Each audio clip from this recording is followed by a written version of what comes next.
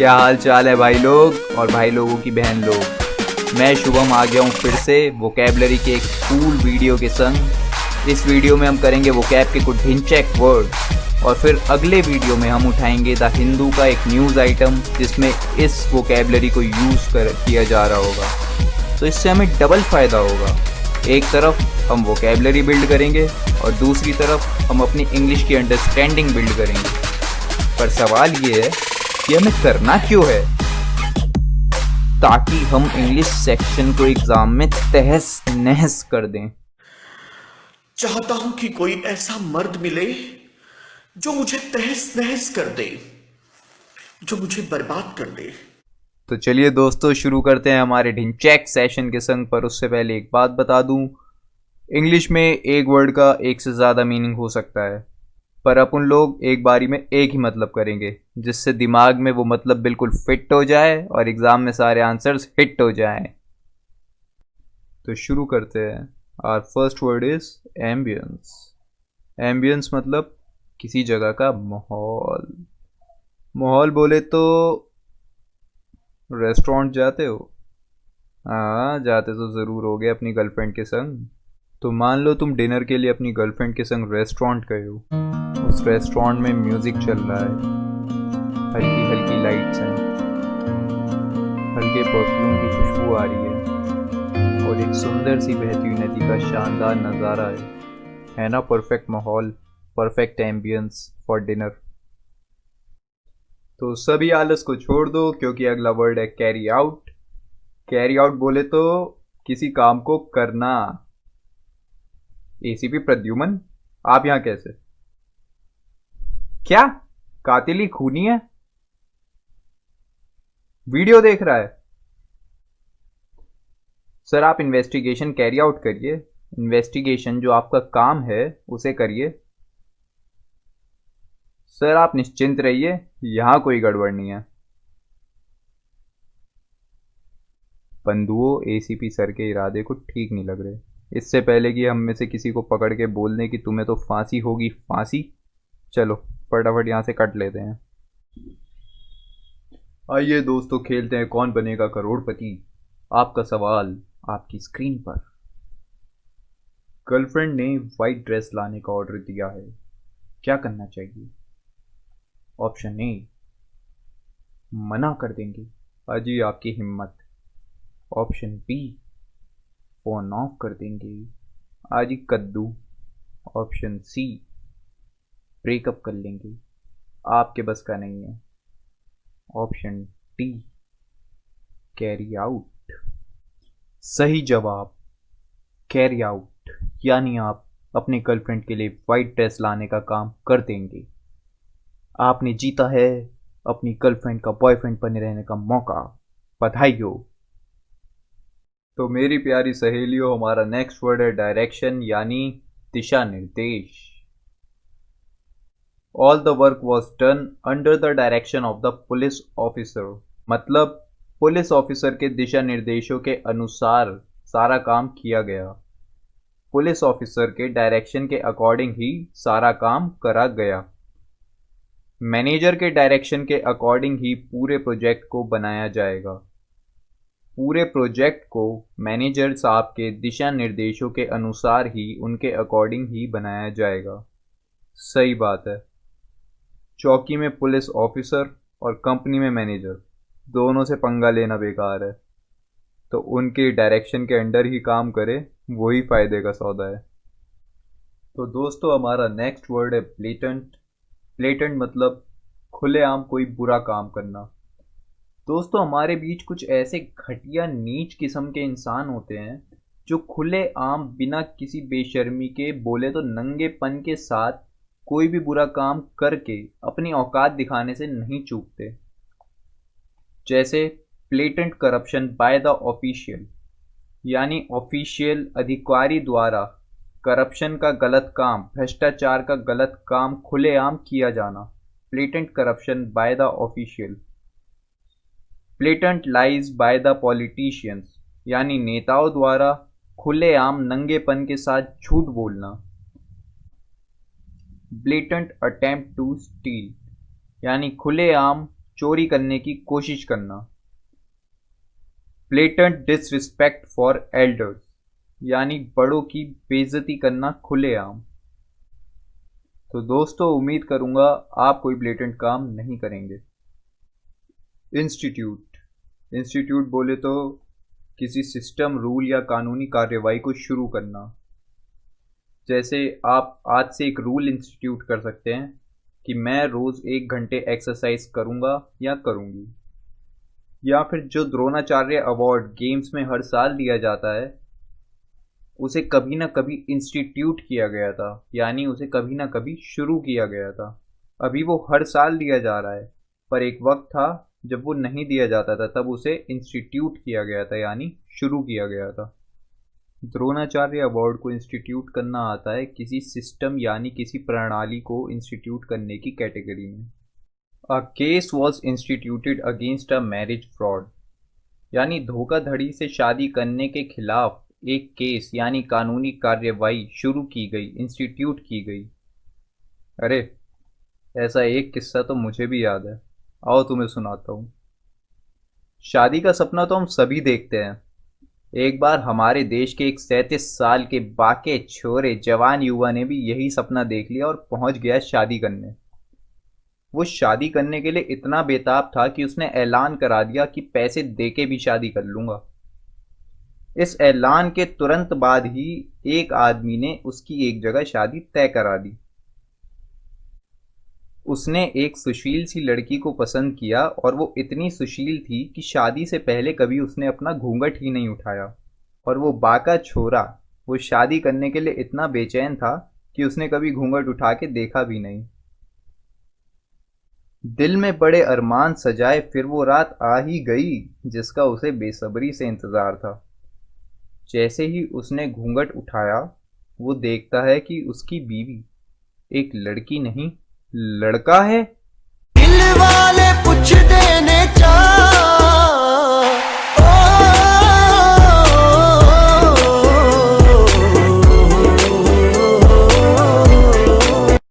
So our next word is conduct. व्यवस्थित तरीके से किसी काम को करना, या कह सकते हैं ऑर्गेनाइज्ड और प्लान्ड वे में किसी काम को करना। जैसे इलेक्शन कराना अपने आप में एक काम होता है, और इलेक्शंस को पहले पूरी व्यवस्था कराते हैं। इलेक्शन कमीशन पूरी व्यवस्था कराता है, लोगों को असाइन करता है, सेंटर्स असाइन करता है, फिर जाके इलेक्शंस कंडक्ट होते हैं। तो इलेक्शंस कंडक्ट कराए जाते हैं। मीटिंग्स, ज़्यादातर मीटिंग्स को कंडक्ट कराया जाता है, उन्हें पहले से ही प्लान कर लिया जाता है कि इस दिन होगी, इस तारीख को होगी, यहाँ पर होगी, फिर वो कराई जाती हैं। तो मीटिंग्स कंडक्ट कराई जाती हैं। स्कूल की असेंबली, जिससे हमें बहुत ज़्यादा नफरत थी, वो कंडक्ट कराई जाती थी। एग्ज़ाम्स, जो हमारे लिए सबसे बड़ा हवा है, वो भी कंडक्ट कराए जाते हैं। फ्लाउट, फ्लाउट यानी किसी नियम या कानून को जानबूझकर तोड़ना। फ्लाउट हम सब ने किया है कभी ना कभी।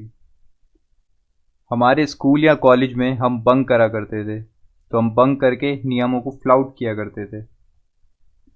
ऐसे ही कानून अंधा है, पर उसके हाथ बहुत लंबे होते हैं। जो लॉ फ्लाउट करता है उसे कभी ना कभी पकड़ ही लेते हैं। If you will flout the law, you will be penalized. अगर कानून तोड़ोगे, लॉ को फ्लाउट करोगे, तो सज़ा ज़रूर मिलेगी। तो मेरी प्यारी सखियों, हमारा नेक्स्ट वर्ड है फॉलो। फॉलो का क्या मतलब होता है? फेसबुक पे फॉलो करना, इंस्टाग्राम पे फॉलो करना, स्नैपचैट पे फॉलो करना, वो मतलब भी होता है। पर यहाँ पे फॉलो का मैं एक दूसरा मतलब बताऊंगा, जो है किसी चीज़ का होना किसी चीज़ की वजह से। जैसे ही failed following his low interest in studies, वो फेल हो गया, यानी कोई चीज़ हुई। क्यों फेल हो गया, किस वजह से हो गया? क्योंकि उसका पढ़ाई में इंटरेस्ट कम था। So he failed following his low interest in studies. He got the first day first show following online booking. उसे फर्स्ट डे फर्स्ट शो की टिकट मिल गई। ऑनलाइन बुकिंग की वजह से उसको फर्स्ट डे फर्स्ट शो की टिकट मिल गई। अगला वर्ड है हमारा अगेंस्ट। अगेंस्ट मतलब खिलाफ। और मेरी इस बात के अगेंस्ट तो कोई भी नहीं जाएगा कि हम सब की ज़िंदगी में कुछ सांप ऐसे आए थे जो सामने हमारे दोस्त थे पर पीछे हमारे अगेंस्ट बोलते थे, हमारे खिलाफ बोलते थे। हालात कितने ही हमारे अगेंस्ट हो जाएं, सिचुएशंस कितनी ही हमारे अगेंस्ट हो जाएं, ये पूरी दुनिया हमारे अगेंस्ट हो जाए, या एग्ज़ाम में कितनी ही बार हम फेल हो जाएं, हम एसएससी बैंक वाले हैं साहब, सिलेक्शन तो लेकर रहेंगे, जिसमें दम है वो रोक लो। Moving to our next word, bylaws. Bylaws क्या होता है?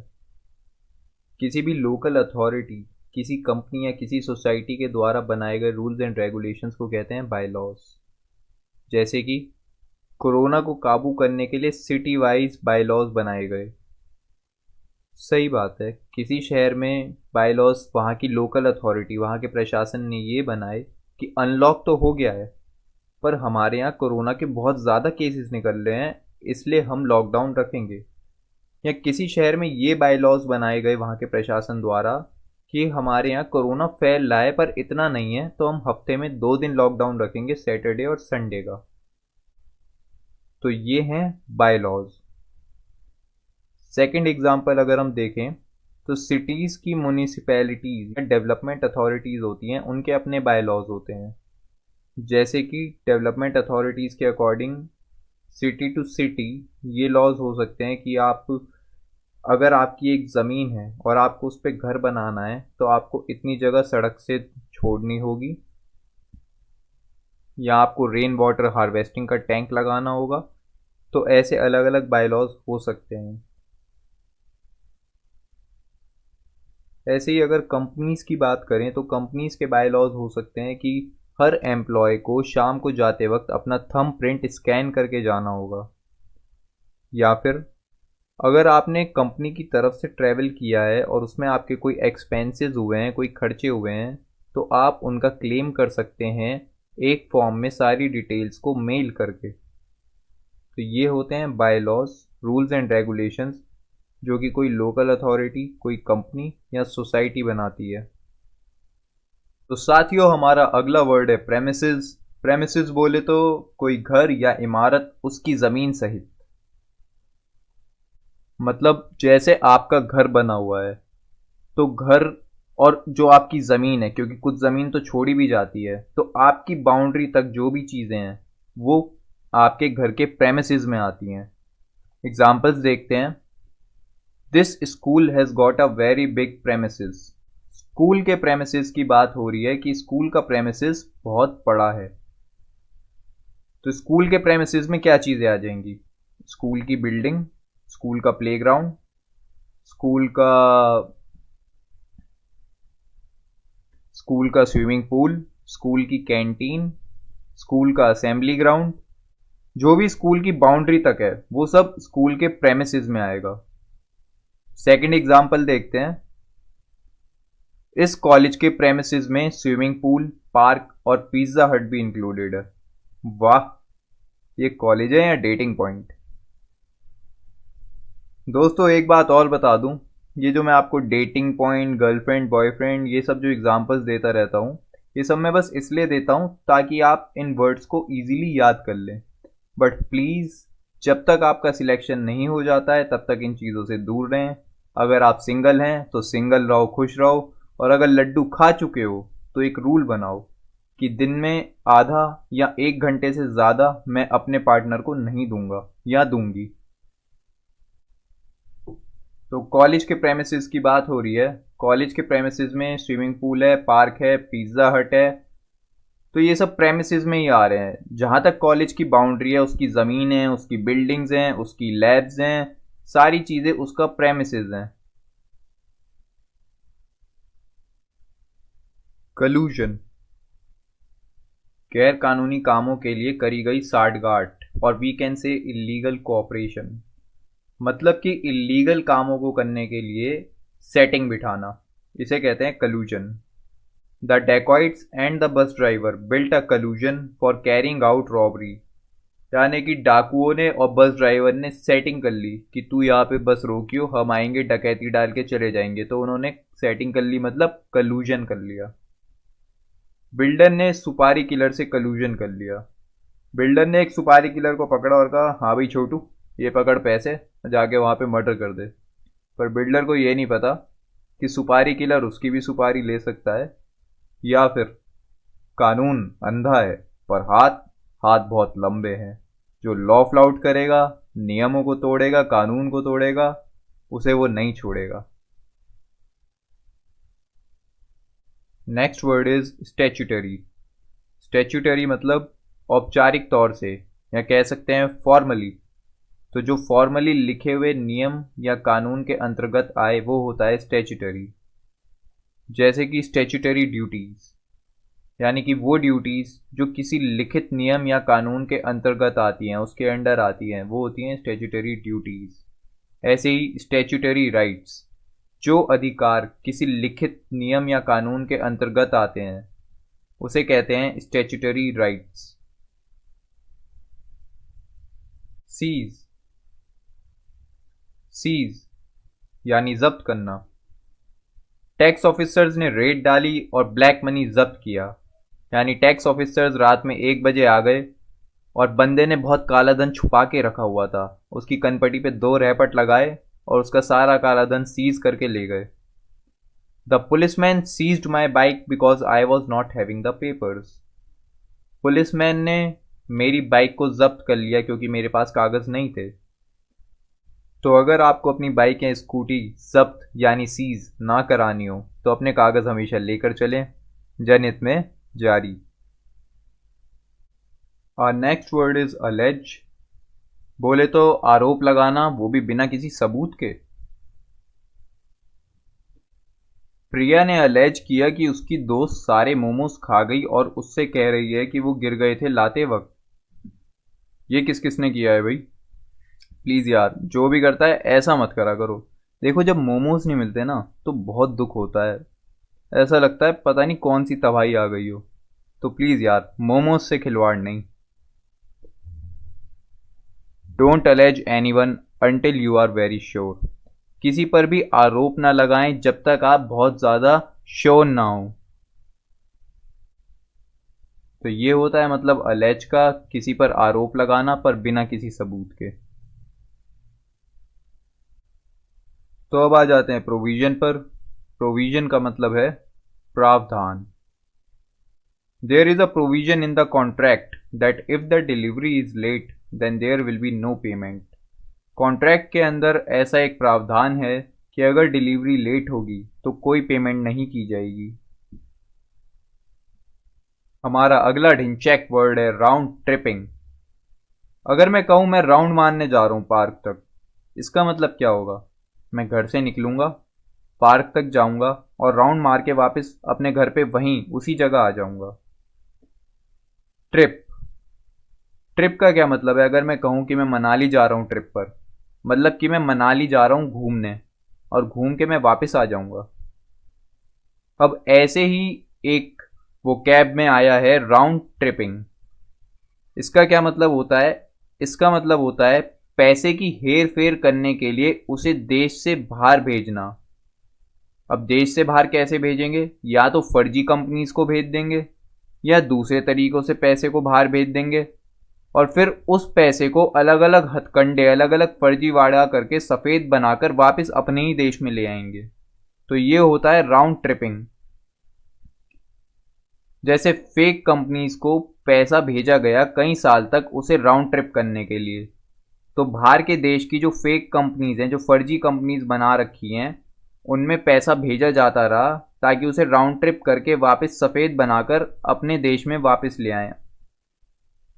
ऐसे ही a lot of fake paper trail was done in order to round trip the money. बहुत सारा कागजी फर्जीवाड़ा करा गया पैसे को राउंड ट्रिप करने के लिए। तो ये होता है राउंड ट्रिपिंग। नेक्स्ट वर्ड है हमारा प्रोब, यानी इन्वेस्टिगेशन या जांच। पीछे हमारे एसीपी प्रद्युमन साहब आए थे और कह रहे थे कि इन्वेस्टिगेशन जांच करनी पड़ेगी, यानी कि प्रोब करनी पड़ेगी। A high level probe needs to be done to get the truth out। सच्चाई सामने लाने के लिए एक बहुत बड़े लेवल पे इन्वेस्टिगेशन जांच करनी पड़ेगी। कातिल का पता लगाने के लिए प्रोब करनी पड़ेगी। तो ए मेरे देश के वीर जवानों, मतवालों और दीवानों, हमारा अगला वर्ड है बेसिस, यानी आधार। किस बेसिस पर आप ये इल्ज़ाम लगा रहे हैं मेरे ऊपर, यानी किस आधार पर आप मेरे ऊपर इल्ज़ाम लगा रहे हैं। और इल्ज़ाम यानी आरोप का एक और हमने अभी वर्ड पढ़ा था, अलेज, आरोप लगाना बिना किसी सबूत के। तो यहाँ पे यही पूछ रहे हैं किस आधार पर आप ये इल्ज़ाम लगा रहे हैं मेरे ऊपर। Second example, loyalty and trust are the basis of a strong relation, यानी कि लॉयल्टी और विश्वास ये दोनों ही आधार होते हैं किसी भी मजबूत रिश्ते के। मानोगे या नहीं मानोगे। Moving to the word consortium, पर उससे पहले एक बात बता दूं दोस्तों, अगर आपको प्रोनंसिएशंस में कोई एरर होती है या कोई परेशानी होती है तो आप सिंपली गूगल पे जाएं, टाइप करें प्रोनंसिएशन का मीनिंग क्या होता है, उसका मीनिंग खुल के आएगा। जो गूगल की साइट से मीनिंग खुल के आता है, आई मीन जो बिल्कुल ऑन द टॉप आपको दिखता है कि गूगल ने ये एक मीनिंग दिखा रखा है, वहीं पे आप देखेंगे एक छोटा सा स्पीकर का आइकन आपको दिखेगा। आप उस आइकन पे क्लिक करें तो गूगल प्रोनाउंस करेगा उसको, वर्ड को। उसके बाद उसके नीचे आएगा हाउ टू प्रोनाउंस लिखा हुआ, आप हाउ टू प्रोनाउंस पे क्लिक करें। आपके सामने फिर प्रोनाउंसिएशंस खुल के आएंगे, जिसमें कि साइड में एक ड्रॉप डाउन बॉक्स खुल के आएगा, उस पर आप क्लिक कर सकते हैं। आपके सामने 3 ऑप्शन आएंगे, इंडियन प्रोनाउंसिएशन, ब्रिटिश प्रोनाउंसिएशन और अमेरिकन प्रोनाउंसिएशन। तो आप उन तीनों प्रोनाउंसिएशंस को सुन सकते हैं और अपना प्रोनाउंसिएशन ठीक कर सकते हैं। कंसोर्टियम जब बैंक्स की सेंस में बात हो रही हो तो इसका मतलब होता है जब कई सारे बैंक्स साथ मिलकर एक कॉमन बोरोवर को लोन देते हैं तो उस ग्रुप को कंसोर्टियम कहते हैं। देखिए, ऐसा ज़्यादातर तब होता है जब लोन बहुत ज़्यादा बड़ा होता है।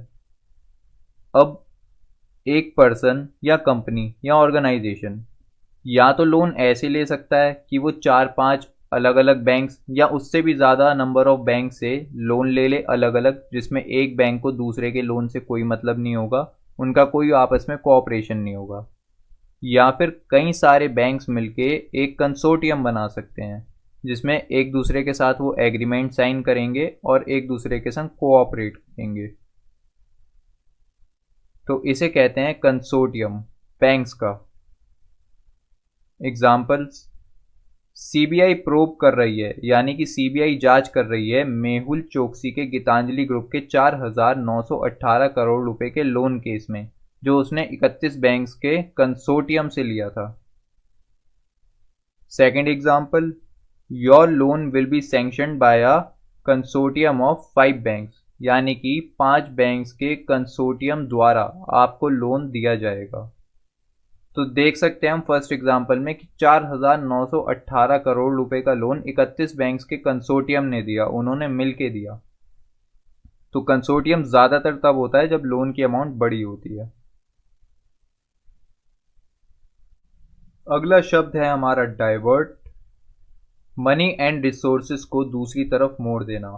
तो जब डाइवर्ट की बात करते हैं हम पैसे और साधनों के विषय में, तो उनको दूसरी तरफ मोड़ देना होता है डाइवर्ट का मतलब। जैसे अपनी कार को पर्सनल यूज से डाइवर्ट करके उसने टैक्सी सर्विस में लगा दिया है। मतलब क्या हुआ है कि एक बंदा कार को ऑफिस जाने, घूमने फिरने, अपने कामों के लिए इस्तेमाल करता था, उसने उसको डाइवर्ट कर दिया, अपने इस साधन को डाइवर्ट करके दूसरी तरफ मोड़ के टैक्सी सर्विस यानी कि पैसे कमाने के लिए टैक्सी चलवाने में लगा दिया है। Second example, he diverted some of his money from bank deposits to mutual funds, यानी कि उसने अपना जो पैसा बैंक की डिपॉजिट्स में यानी कि बैंक में जमा कर रखा था ब्याज के लिए, वहां से उसने उसे मोड़ दिया है और मोड़ के उसने उसे म्यूचुअल फंड्स में इन्वेस्ट कर दिया है। अमेरिकन एक्सेंट में प्रोप्राइटर और ब्रिटिश एक्सेंट में प्रोप्राइटर, इसका मतलब होता है किसी बिजनेस या कंपनी का मालिक। अरे भाई, उसकी लॉटरी लग गई है, कल तक सड़क पर बैठकर खाता था, आज वो एक 5 स्टार होटल का प्रोप्राइटर है, यानी कि मालिक है। Mukesh Ambani is the proprietor of Reliance Industries and recently he became the fourth richest man of the world. यानी कि मुकेश अंबानी मालिक हैं रिलायंस इंडस्ट्रीज के और फिलहाल ही में वो बन गए थे चौथे रिचेस्ट मैन, यानी कि दुनिया के चौथे सबसे अमीर आदमी। ओके गाइस, तो आज का लास्ट है ऑथराइज्ड सिग्नेटरी, यानी कि वो व्यक्ति जिसे किसी कंपनी या किसी ऑर्गेनाइजेशन ने अपनी तरफ से कॉन्ट्रैक्ट्स और एग्रीमेंट्स को साइन करने की पावर दे रखी हो। जैसे कि mister Veer Singh is the authorized signatory of this company, fix an appointment with him regarding your proposal. Veer Singh ji जो हैं वो ऑथराइज्ड सिग्नेटरी हैं इस कंपनी के, यानी कि उनके साइन के थ्रू कॉन्ट्रैक्ट या एग्रीमेंट हो सकता है। Fix an appointment with him regarding your proposal, अपने प्रस्ताव से संबंधित एक अपॉइंटमेंट आप उनसे फिक्स कीजिए, क्योंकि वो साइन कर देंगे तो एग्रीमेंट या कॉन्ट्रैक्ट हो जाएगा। गाइस, अगर वीडियो पसंद आया हो और लाइक, सब्सक्राइब और शेयर किए बिना गए तो तुम्हें पाप लगेगा। और अगर तुम्हारे कोई और व्यूज़ या सजेशंस हो तो मुझे खुल के बताओ मेरे कमेंट सेक्शन में। गाइस, ये है आप लोगों का आज का होमवर्क। हमने आज जितनी भी वोकैबलरी करी है वो सारी इस न्यूज़ आइटम में यूज़ हो रही है। और हाँ, एम्बियंस को इसमें नाम की तरह यूज़ किया गया है, तो इसलिए ये मत सोचना कि एम्बियंस की सेंस क्यों नहीं बैठ रही, क्योंकि एम्बियंस इस वाले न्यूज़ आइटम में नाम की तरह यूज़ किया गया है। अगले वीडियो में मैं इस न्यूज़ आइटम को बिल्कुल खोल के अच्छे से आपको समझाऊंगा, आपकी अंडरस्टैंडिंग बिल्ड करवाने के लिए, क्योंकि अंडरस्टैंडिंग इंग्लिश की एग्ज़ाम में अच्छा स्कोर करवाती है। और आप भी इस न्यूज़ आइटम को अंडरस्टैंड करने की कोशिश करिएगा, इसे समझने की कोशिश करिएगा। मैं धीरे धीरे इसकी अब स्लाइड्स चलाऊंगा, उनके स्क्रीनशॉट्स ले लीजिएगा। मिलते हैं अगले वीडियो में। Thank you so much video देखने के लिए। You guys are awesome.